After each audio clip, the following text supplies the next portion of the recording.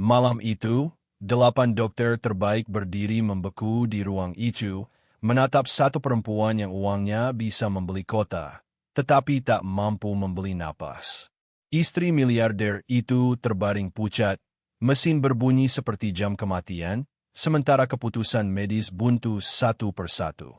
Setiap pilihan berisiko gugatan, setiap detik menambah dosa. Ketika mereka hampir menyerah, pintu terbuka oleh langkah kecil yang tak seharusnya ada di sana. Seorang bocah yatim, berpakaian lusuh, membawa sesuatu yang membuat semua orang terdiam. Tak ada gelar, tak ada kuasa, hanya keberanian yang lahir dari kehilangan.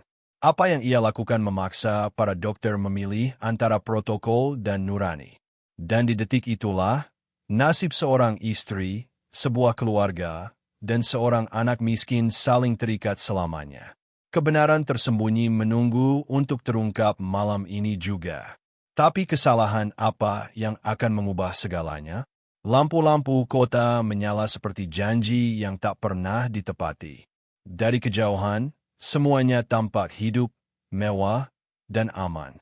Tapi di antara kilau gedung kaca dan jalanan basah oleh hujan malam, ada dua dunia yang berjalan sejajar tanpa pernah saling menyentuh. Di lantai paling atas sebuah apartemen elit, seorang perempuan duduk diam di depan cermin besar. Rambutnya tersisir rapi, gaun tidurnya halus, napasnya terukur seperti jadwal rapat. Ia adalah istri seorang miliarder, hidupnya selalu dikendalikan, dipastikan, dilindungi. Bahkan sakit pun harus terjadwal.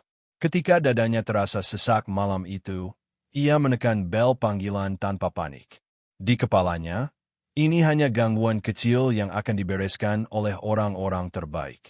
Siapkan mobil, katanya singkat pada asistennya. Suaranya dingin, nyaris datar.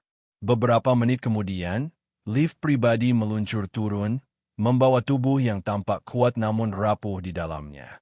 Suaminya mengikuti dengan wajah tegang, ponsel sudah di tangan, nomor-nomor penting siap ditelepon.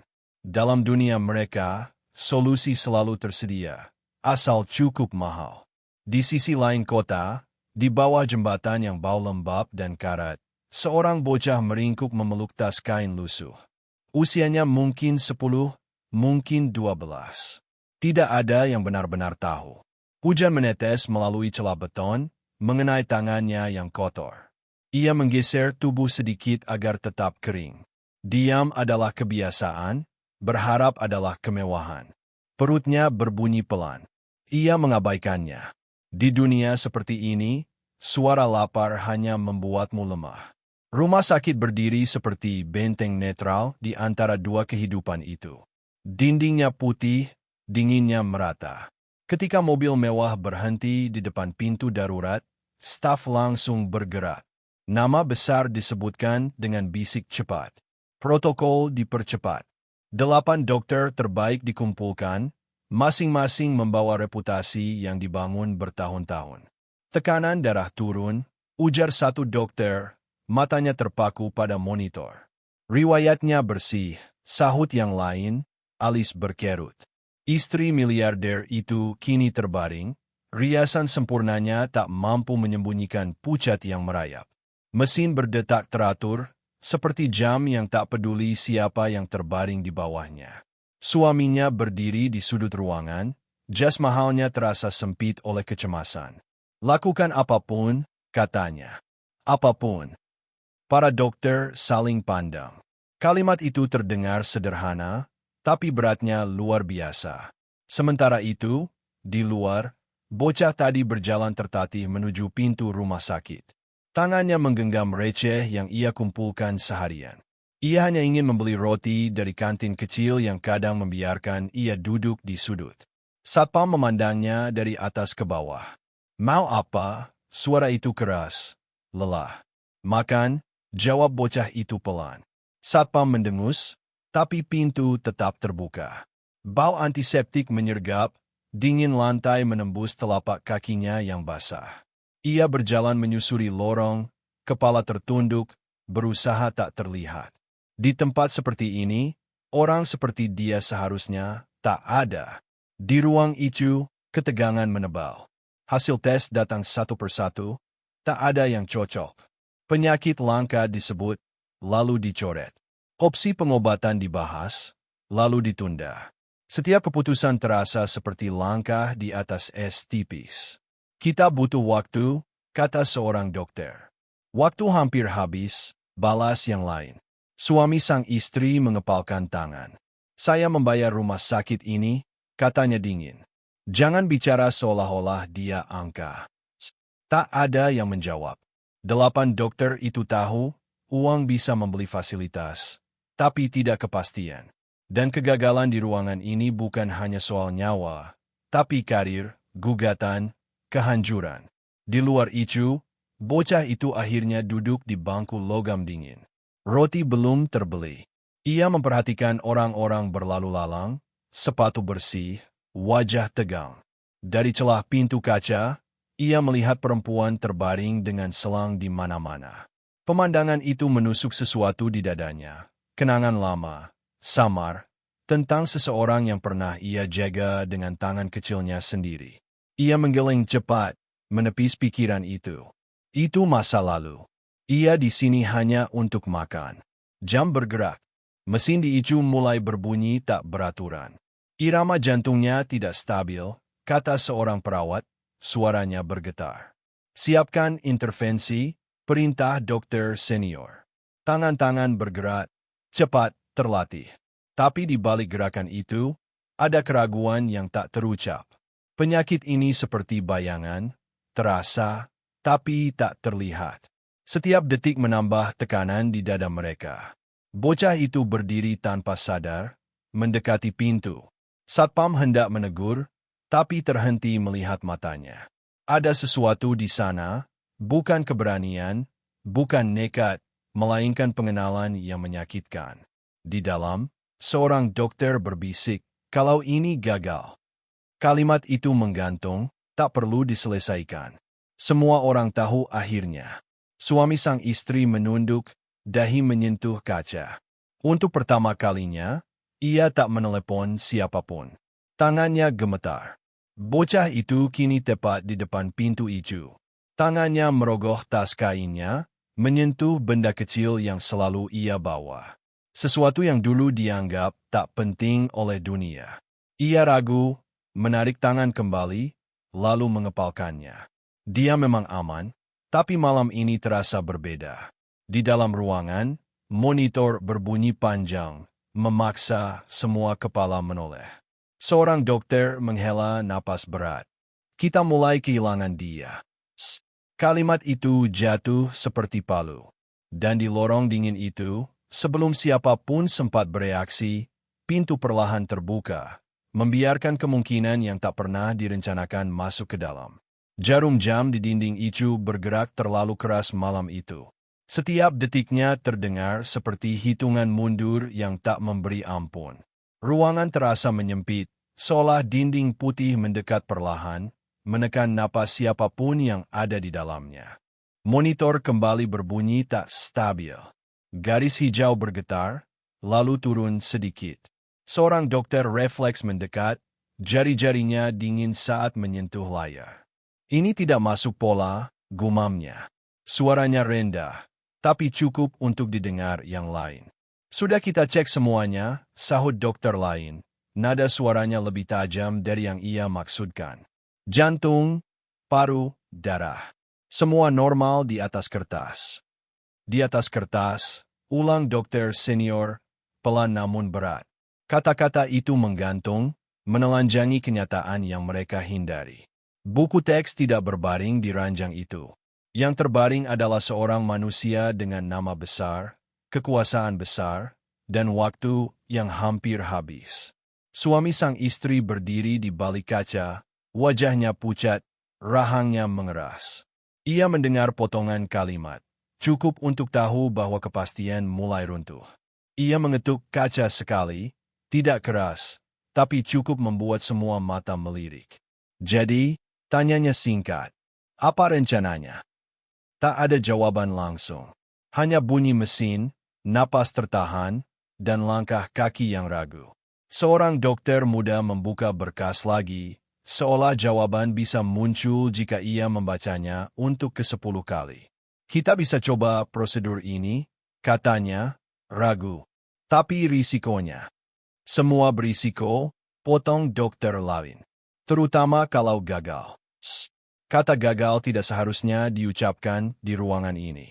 Tapi malam itu, kata itu beredar bebas, tak terkendali. Ego profesional mulai saling bertabrakan. Bukan dengan teriakan, melainkan dengan tatapan tajam dan nada dingin. Masing-masing ingin menyelamatkan nyawa. Dan pada saat yang sama, menyelamatkan diri sendiri. Kalau kita salah langkah, bisik seseorang, ini bisa jadi akhir karir. Tak ada yang membantah. Di lorong luar, bocah yatim itu berdiri mematung. Pintu itu setengah terbuka, cukup untuk memperlihatkan kekacauan yang tertata rapi. Ia melihat wajah-wajah dewasa yang tegang, tangan gemetar tersembunyi di balik sarung tangan. Ketakutan itu dikenalnya. Ia pernah melihatnya di wajah orang-orang yang tak bisa menyelamatkan siapapun, termasuk dirinya sendiri. Seorang perawat melintas dan hampir menabraknya. "Hei, jangan di sini," katanya, lebih lelah daripada marah. Bocah itu mengangguk cepat dan mundur selangkah. Ia tak pergi jauh. Kakinya terasa berat, seolah ada sesuatu yang menahannya tetap dekat. Di dalam, diskusi berubah menjadi perdebatan. "Kita butuh persetujuan keluarga," kata dokter senior. "Keluarganya ada di sini," sahut yang lain sambil melirik kaca. "Itu bukan maksud saya." Hening lagi. Persetujuan berarti menjelaskan risiko. Menjelaskan risiko berarti membuka kemungkinan gagal. Dan gagal, dalam dunia ini, selalu mencari kambing hitam. Suami sang istri akhirnya masuk ke ruangan. Udara berubah seketika. "Saya tidak mau dengar alasan," katanya pelan, tapi suaranya memotong. "Saya mau istri saya hidup." Seorang dokter memberanikan diri menatapnya. "Kami juga mau itu," katanya. "Tapi kami harus berhati-hati." "Hati-hati." Senyum tipis muncul, tanpa humor. "Istri saya sekarat." Kata itu menghantam mereka semua. Sekarat. Tidak ada protokol yang nyaman untuk kata itu. Monitor kembali berbunyi panjang, membuat semua kepala menoleh. Perawat menyebut angka dengan suara gemetar. Tekanan darah turun lagi. Waktu menjuri harapan, detik demi detik, tanpa peduli reputasi siapapun. Dokter senior mengusap wajahnya, napasnya berat. Ia sudah bertahun-tahun di ruangan seperti ini. Tapi malam ini terasa berbeda. Terlalu banyak mata, terlalu banyak kepentingan, terlalu sedikit jawaban. "Kita harus putuskan sekarang," katanya akhirnya. "Putuskan apa?" tanya dokter muda. Keheningan menjawab lebih dulu. Di luar, bocah itu meremas tas kainnya. Jarinya menyentuh benda kecil di dalamnya, dingin dan akrab. Ia teringat malam lain, hujan lain, ketika orang dewasa di sekitarnya juga saling menatap tanpa solusi. Ia ingat satu kalimat yang diucapkan saat itu, kalimat yang menutup segalanya. "Tidak ada lagi yang bisa kita lakukan." Di dalam itu, kalimat itu akhirnya muncul. "Kita mungkin harus mempertimbangkan untuk menghentikan intervensi agresif," ujar seorang dokter, suaranya hampir tak terdengar. Kata menyerah tidak diucapkan, tapi semua orang merasakannya. Udara terasa lebih berat. Mesin tetap berbunyi, seolah mengejek keputusan yang belum diambil. Suami sang istri membeku. "Apa maksudmu?" tanyanya. Dokter itu menelan ludah. "Maksud saya, kita sudah di batas kemampuan medis yang aman." "Aman untuk siapa?" Suara itu meninggi sedikit, retak di ujungnya. Tak ada jawaban. Karena pertanyaan itu terlalu jujur. Bocah itu melihat dokter-dokter menunduk. Ia melihat orang dewasa yang biasanya berkuasa kini terlihat kecil. Ketakutan itu kembali. Sama persis seperti dulu. Dadanya terasa sesak, bukan karena udara, tapi karena rasa tak berdaya yang ia kenal terlalu baik. Seorang perawat menutup tirai sebagian. Gerakan kecil, tapi terasa seperti penutup cerita. "Berapa lama lagi?" Tanya suami itu, hampir berbisik. Tidak bisa dipastikan, jawab dokter senior. Jam di dinding berdetak lagi. Terlalu keras. Terlalu jujur. Bocah itu melangkah maju tanpa sadar. Satu langkah. Lalu berhenti. Ia tahu ia tidak seharusnya ada di sini. Ia tahu suaranya tak akan berarti apa-apa. Tapi melihat orang-orang dewasa menyerah membuat sesuatu di dalam dirinya bergerak. Di dalam ruangan, seorang dokter menghela napas panjang. Kalau kita lanjut dan gagal, konsekuensinya. Kita sudah gagal, potong dokter lain, pahit. Kalimat itu memecah sisa pertahanan. Tidak ada yang bicara setelahnya. Bahkan mesin seolah melambat, bunyinya jarang, jaraknya panjang. Keheningan itu lebih menakutkan daripada alarm manapun. Suami sang istri menutup mata. Bahunya turun sedikit, seolah beban akhirnya menemukan tempatnya. Jadi ini akhirnya, katanya pelan. Tak ada yang menjawab. Karena jawaban itu terlalu kejam untuk diucapkan. Di lorong, bocah itu akhirnya membuka mulut. Suaranya kecil, hampir hilang di udara dingin. Tunggu. Tidak ada yang mendengarnya. Atau mungkin, belum mau mendengar. Ia menggenggam benda di tasnya lebih erat. Diam memang aman. Tapi diam juga pernah mengambil segalanya darinya. Dan di tengah keheningan yang mematikan itu, sebuah tindakan kecil, yang bahkan belum terlihat, mulai mencari jalannya masuk. Ia hampir mundur. Langkah kecilnya terhenti tepat di garis bayangan lampu. Jantungnya berdebar terlalu keras untuk tubuh sekecil itu. Tapi kenangan datang lebih dulu, mendahului rasa takut, memaksa mulutnya terbuka sebelum keberanian sempat berpikir ulang. Dot, tunggu, suaranya pecah, tipis, nyaris tenggelam oleh bunyi mesin. Beberapa kepala menoleh. Tatapan-tatapan singkat, lalu kembali ke monitor. Tidak ada yang benar-benar melihatnya. Bocah itu menelan ludah, merasakan dingin lantai merambat ke tulangnya. Ia sudah sering tak terlihat. Dunia mengajarinya itu sejak lama. Ia melangkah lagi, satu langkah yang terasa seperti melawan arus sungai. Di matanya terpantul cahaya putih ijo, mengingatkannya pada ruangan lain bertahun-tahun lalu. Bau yang sama, suara yang sama, dan seseorang yang terbaring, jauh lebih berarti baginya daripada siapapun di dunia ini. Waktu itu hujan juga turun. Atap bocor. Ia memegang tangan yang panas, napas tersengal. Orang dewasa di sekelilingnya panik, berdebat, saling menyalahkan. Tidak ada dokter. Tidak ada protokol. Hanya kepanikan dan satu keputusan aneh yang muncul dari keputusasaan. Cara yang tidak tercatat dimanapun, tapi bekerja. Jangan, suara seorang perawat memotong lamunannya. Kamu tidak boleh di sini. Bocah itu berhenti. Kepalanya tertunduk. Ia hampir mengangguk dan mundur. Hampir. Tapi bayangan wajah yang dulu ia cintai muncul lagi, lebih kuat. Ia mengangkat kepala. Saya tahu, mungkin bisa, katanya cepat. Takut kalimatnya menguap jika terlalu lama di udara. Ini bukan tempat bermain, jawab perawat itu, nadanya tegas. Seorang dokter senior melirik, alisnya berkerut. Siapa anak ini? Tanyanya singkat. Tidak tahu, sahut yang lain. Mungkin tersesat. Tersesat. Kata itu menempel. Bocah itu ingin tertawa, tapi dadanya terlalu sesak. Ia tidak tersesat. Ia tahu persis mengapa ia di sini. Ia hanya tidak punya kata-kata besar untuk menjelaskannya. Ia merogoh tas kainnya dengan tangan gemetar, mengeluarkan benda kecil yang kusam. Beberapa orang menatap dengan kebingungan. Tidak ada yang bergerak mendekat. Dulu, katanya pelan, ini pernah menolong.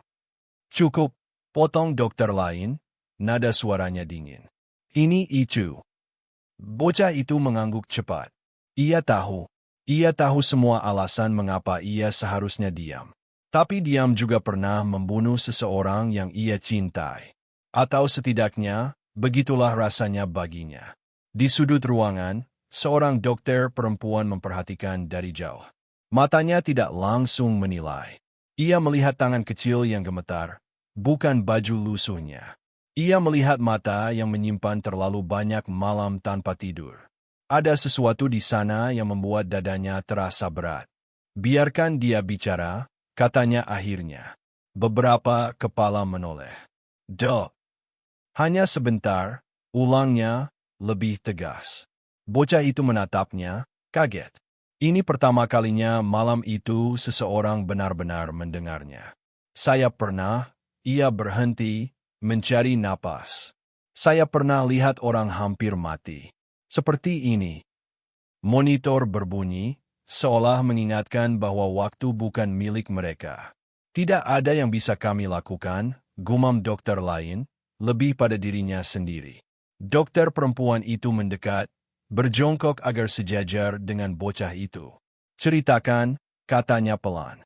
Singkat saja. Bocah itu mengangguk. Kata-kata mengalir tersendat. Bukan karena lupa, tapi karena kenangan terasa terlalu nyata. Ia menceritakan malam hujan, napas yang hilang, tangan yang dingin. Ia menceritakan cara aneh yang muncul dari keputusasaan, cara yang membuat orang dewasa di sekitarnya tertawa pahit. Tapi napas itu kembali. Orang itu hidup, meski tidak lama setelahnya. Ini bukan ilmu kedokteran, sela seseorang. Aku tahu, jawab bocah itu cepat. Aku tidak bilang ini pasti. Kejujurannya membuat ruangan sedikit sunyi. Tidak ada klaim. Tidak ada janji. Hanya pengalaman mentah yang dibawa oleh seseorang yang tidak punya apa-apa selain ingatan. Dokter perempuan itu menelan ludah. Ia teringat kasus lama, bertahun-tahun lalu, saat ia masih residen. Saat ia juga melihat sesuatu yang tidak masuk buku, tapi menyelamatkan nyawa. Ia mengingat bagaimana ia memilih diam demi aman. Dan bagaimana wajah itu menghantuinya sampai sekarang. Protokol melarang ini, kata dokter senior, kaku. Protokol juga tidak menolong kita malam ini, jawabnya, pelan. Suami sang istri memandang bocah itu untuk pertama kalinya. Tatapannya tidak lagi marah, melainkan kosong. Apapun, katanya, suaranya serak. Kalau ada peluang, sekecil apapun. Kata-kata itu seperti membuka pintu yang selama ini terkunci. Bukan pintu kepastian, tapi pintu keberanian.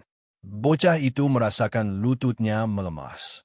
Ia tidak yakin apa yang ia lakukan benar. Ia hanya tahu ia tidak bisa pergi tanpa mencoba. Kalau ini salah, kata dokter senior, kita semua bertanggung jawab. Dokter perempuan itu mengangguk. Saya tahu. Bocah itu memejamkan mata sejenak. Ia membayangkan wajah dari masa lalu, tersenyum tipis. Aku sudah bilang, bisiknya dalam hati. Aku tidak diam. Lampu terasa lebih hangat, atau mungkin itu hanya perasaan. Mesin tetap berbunyi, tapi iramanya kini terasa seperti napas yang ditahan, bukan alarm. Tangan-tangan mulai bergerak lagi, bukan dengan keyakinan penuh, tapi dengan harapan yang baru lahir. Bocah itu mundur selangkah, memberi ruang. Ia tidak merasa seperti pahlawan. Ia hanya merasa sangat kecil di tengah keputusan besar. Tapi di dadanya, ada sesuatu yang ringan, seolah beban lama sedikit terangkat. Dokter perempuan itu meliriknya sekali lagi. Tidak ada senyum. Hanya anggukan kecil.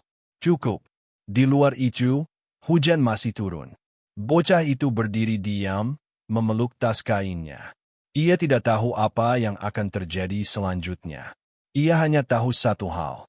Malam ini, keberanian kecil yang tak punya nama telah ditanam. Dan seperti semua benih, ia bisa tumbuh atau mati, tergantung apa yang terjadi setelahnya. Detik itu datang tanpa aba-aba. Bunyi mesin yang biasanya konstan tiba-tiba berubah, memanjang, lalu berhenti sejenak, seolah dunia menahan napas bersama mereka.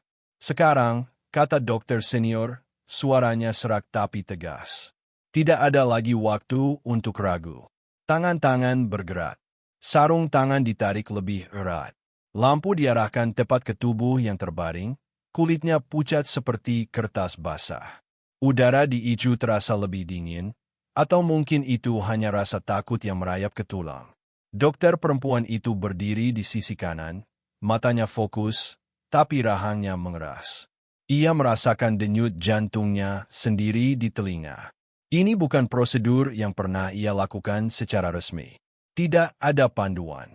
Tidak ada perlindungan. Hanya keputusan yang, jika salah, akan menghancurkan segalanya. Pastikan semua siap, katanya. Ini gila, bisik seseorang. Mungkin, jawabnya. Tapi menyerah juga gila. Suami sang istri berdiri di sudut ruangan, tangannya saling menggenggam begitu erat hingga buku-bukunya memutih. Ia ingin mengatakan sesuatu, tapi tak ada kata yang cukup. Untuk pertama kalinya dalam hidupnya, ia benar-benar tak berdaya. Uang, koneksi, ancaman, semuanya tak berarti di hadapan detik yang berjalan terlalu cepat. Bocah itu berdiri dekat pintu, tubuhnya kecil di antara bayangan besar orang dewasa. Wajahnya tenang, hampir pasrah. Ia sudah melakukan bagiannya. Sisanya bukan miliknya. Tapi matanya tak lepas dari ranjang itu, dari napas yang naik turun tak teratur. Mulai, kata dokter senior. Prosedur dimulai dengan gerakan hati-hati, seolah mereka sedang menyentuh sesuatu yang rapuh bukan hanya secara fisik, tapi juga secara moral. Setiap sentuhan terasa seperti melangkah lebih jauh dari garis aman. Keringat muncul di dahi, tersembunyi di balik masker. Tekanan turun, lapor perawat. Lanjut, jawab dokter perempuan itu tanpa ragu, meski jantungnya berteriak. Di luar, hujan menghantam jendela, ritmenya cepat, seolah ikut menghitung waktu. Di dalam, bunyi mesin bercampur dengan napas tertahan, doa yang tak diucapkan, dan ketakutan yang tak sempat diberi nama. Dokter muda itu hampir menarik tangannya kembali. Kalau ini salah. Kalau kita berhenti, dia mati, potong dokter senior. Kalimat itu menutup semua kemungkinan mundur. Tidak ada lagi jalan aman. Hanya maju. Bocah itu mengepalkan tangan kecilnya. Ia teringat malam dulu, ketika orang-orang dewasa juga gemetar seperti ini. Bedanya, kali ini ia tidak sendirian dalam diam. Ia sudah bicara. Ia sudah mencoba. Apapun yang terjadi, ia tidak membawa penyesalan yang sama. Mesin tiba-tiba berbunyi panjang. Semua kepala menoleh. Waktu terasa melambat, seperti air kental yang sulit ditembus. Garis di monitor menjadi lurus. Sunyi jatuh, berat, memekakan. Tidak, bisik seseorang. Cek ulang, perintah dokter perempuan itu. Suaranya bergetar untuk pertama kalinya. Perawat bergerak cepat, tangannya gemetar. Tidak ada irama. Suami sang istri melangkah maju tanpa sadar. Tolong, katanya. Hanya itu, dokter senior menutup mata sejenak. Dalam sepersekian detik itu, ia melihat seluruh karirnya, wajah pasien-pasien lama, sumpah yang pernah ia ucapkan. Lalu ia membuka mata. Lanjutkan, katanya pelan tapi keras. Tangan-tangan kembali bergerak. Lebih cepat, lebih berani. Tidak ada lagi setengah hati. Ini adalah taruhan terakhir. Bocah itu merasakan sesuatu menekan dadanya. Ia ingin menutup mata, tapi memaksa tetap melihat. Jika ini akhir, ia ingin mengingatnya. Bukan sebagai kegagalan, tapi sebagai usaha. Detik berlalu. 5, 10. Terlalu lama. Lalu, bunyi itu datang. Pelan, rapuh, tapi nyata. Beep, satu titik kecil muncul di monitor, lalu satu lagi.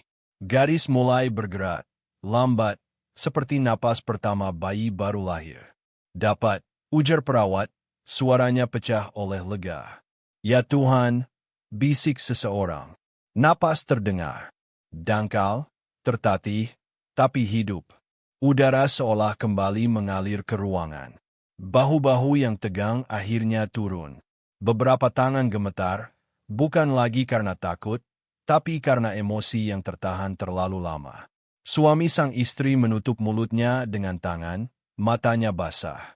Ia tidak berkata apa-apa. Ia hanya mengangguk berkali-kali, seolah dunia akhirnya mengizinkannya bernapas lagi. Dokter perempuan itu mundur setengah langkah. Kakinya terasa lemas. Ia menahan diri agar tidak duduk. Air mata menggenang di matanya, tapi ia berkedip cepat. Ini belum selesai. Tapi yang terburuk telah berlalu. Stabilkan, kata dokter senior. Suaranya kini lebih tenang, tapi beratnya tak hilang. Bocah itu merasakan lututnya bergetar. Ia bersandar ke dinding, napasnya cepat. Ia tidak tahu kapan ia mulai menangis. Air mata itu jatuh tanpa suara, membasahi pipi yang kotor. Ia tidak merasa bahagia.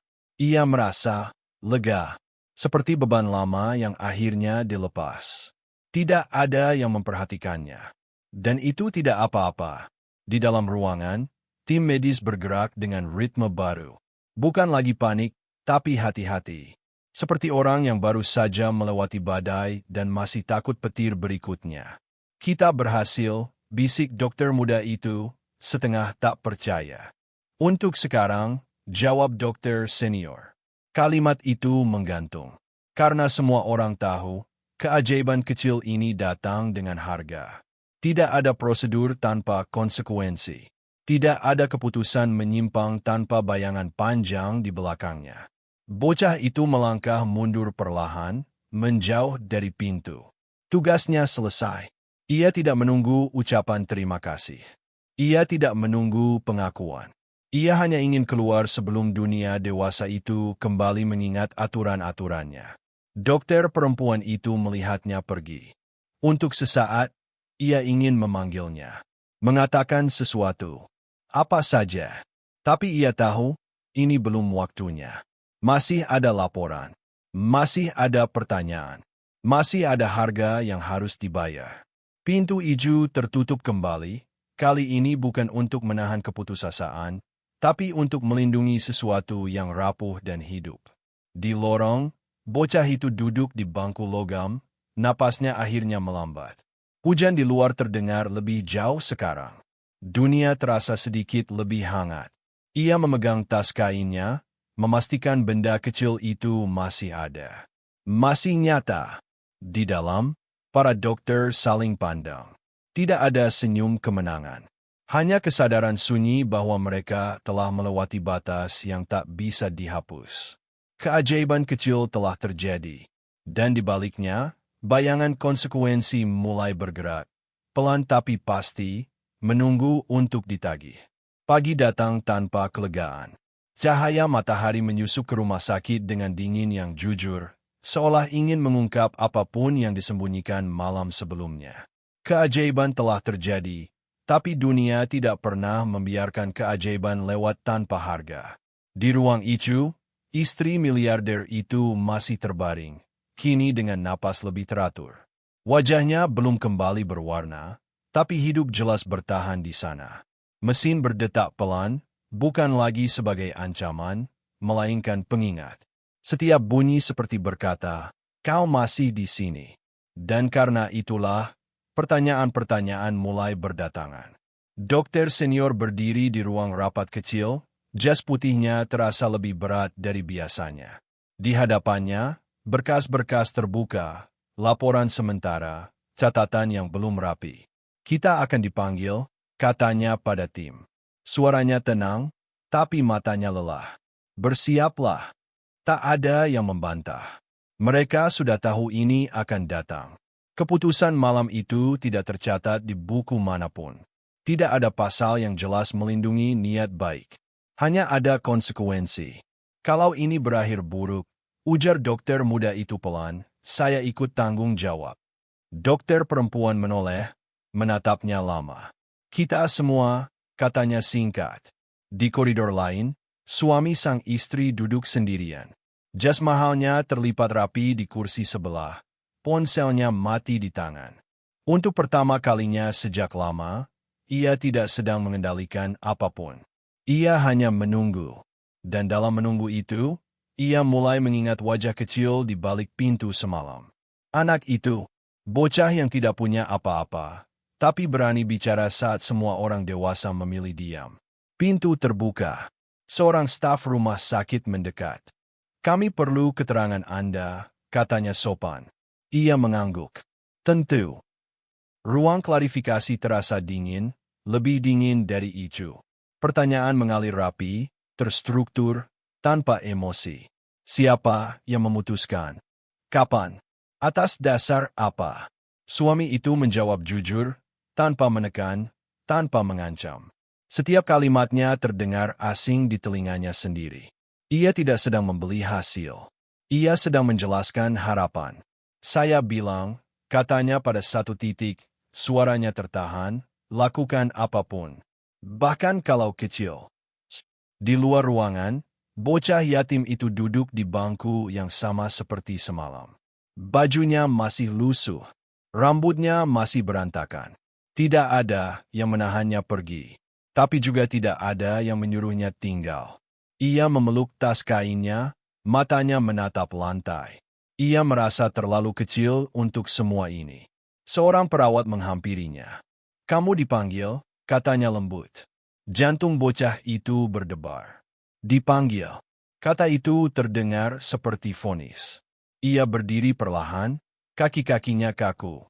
Dalam kepalanya, ia sudah menyiapkan kemungkinan terburuk. Ia pernah dipersalahkan sebelumnya. Dunia sering mencari yang paling lemah untuk menampung kesalahan. Ia masuk ke ruangan. Semua mata tertuju padanya.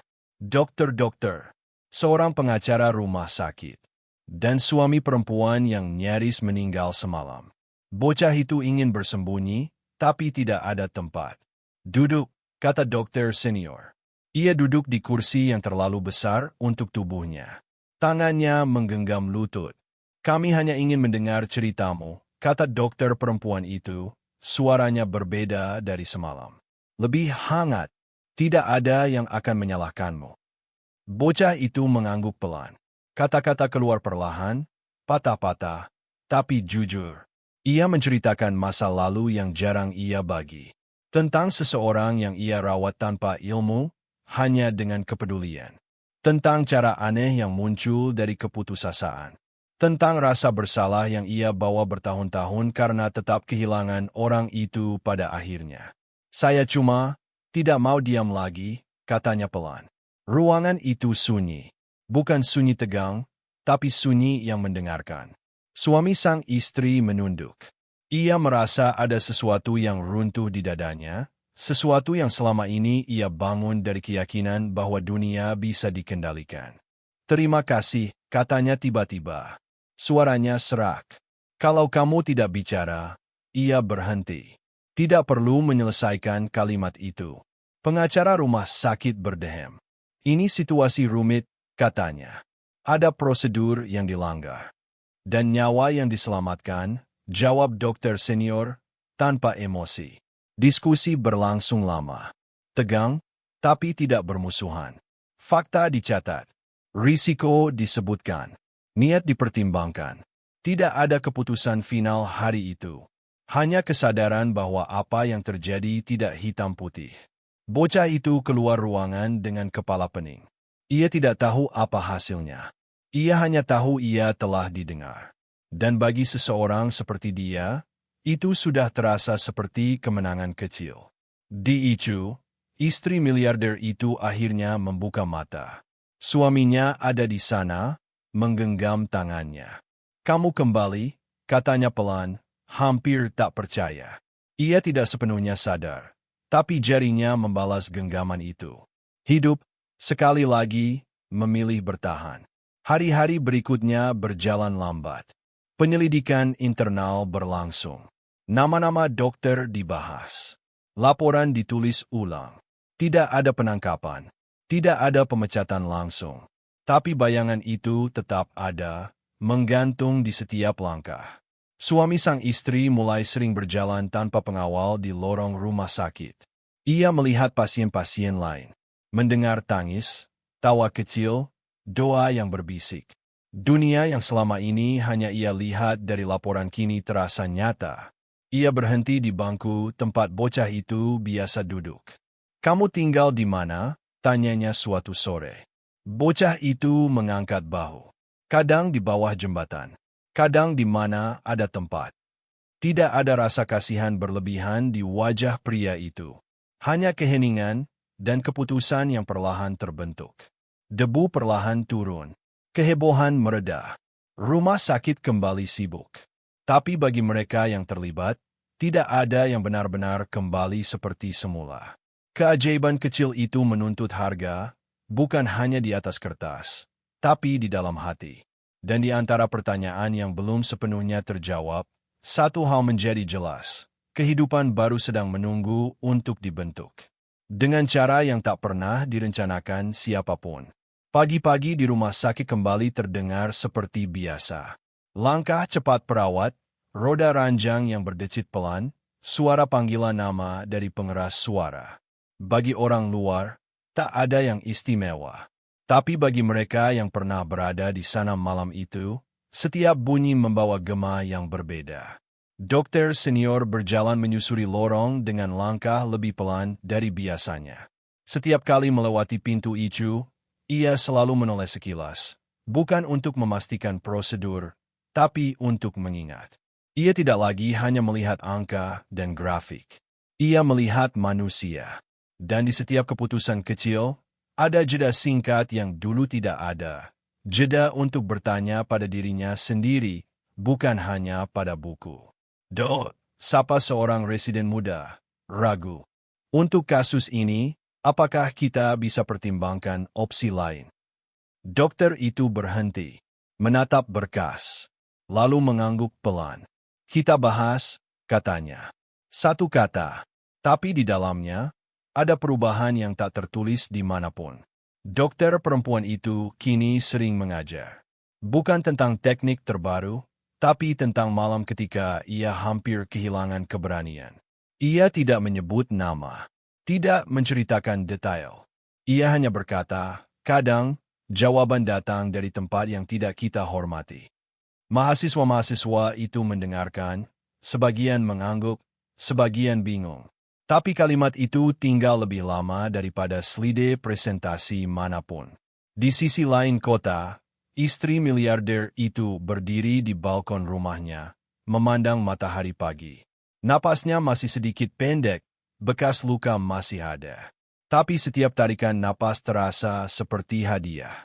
Ia tidak lagi bangun dengan jadwal ketat dan rasa kebal. Ia bangun dengan kesadaran bahwa hidup bisa hilang bahkan saat segalanya tampak terkendali.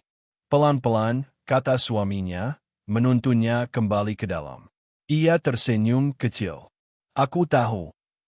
Rumah mereka tidak berubah. Tapi percakapan mereka berubah. Tidak lagi hanya tentang angka, proyek, atau kekuasaan. Mereka berbicara tentang malam itu. Tentang anak kecil dengan tas kain lusuh. Tentang ketakutan yang sama-sama mereka rasakan. Dan tentang rasa terima kasih yang tidak bisa ditebus dengan apapun. Suatu sore, mereka kembali ke rumah sakit. Tidak dengan rombongan besar. Hanya berdua. Mereka duduk di bangku logam yang dingin, bangku yang dulu menjadi saksi diam. Bocah itu datang terlambat, langkahnya masih canggung. Kamu baik-baik saja? Tanya perempuan Suatu malam, itu lembut. Hujan turun lagi. Bocah itu duduk di jendela kamarnya, mendengar tetes air seperti dulu. Ia memegang tas kainnya, kini lebih bersih, tapi tetap sederhana. Ia membuka buku tulis, menulis kata-kata yang belum sepenuhnya ia pahami. Tentang hidup, tentang pilihan, tentang keberanian. Di rumah sakit, lampu-lampu malam menyala. Icu kembali sunyi, tapi bukan sunyi yang menakutkan. Mesin berdetak pelan, ritmenya stabil. Di balik dinding putih itu, kehidupan terus berjalan, rapuh dan berharga. Tidak semua cerita berakhir dengan tepuk tangan. Beberapa hanya meninggalkan perubahan kecil yang nyaris tak terlihat. Tapi perubahan kecil itulah yang sering bertahan paling lama. Dan di antara gemerlap kota, kisah tentang satu keberanian tanpa nama terus mengalir. Pelan, tanpa sorotan. Mengingatkan siapapun yang mau mendengar, bahwa pilihan sekecil apapun bisa meninggalkan jejak. Jejak yang tidak pernah benar-benar hilang, selama masih ada hati yang mau mengingatnya.